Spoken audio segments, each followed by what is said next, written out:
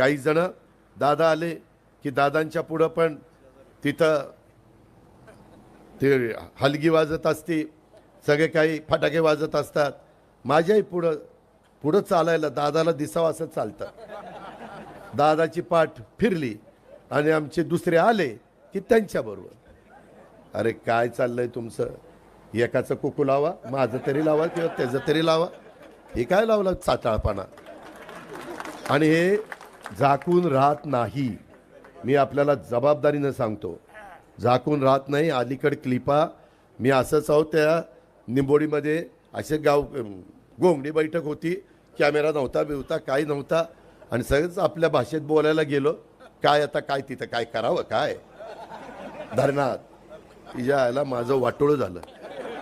परत कानाला खडाच लावला, कॅमेरा असो नसो सारखं मेंदूला सांगत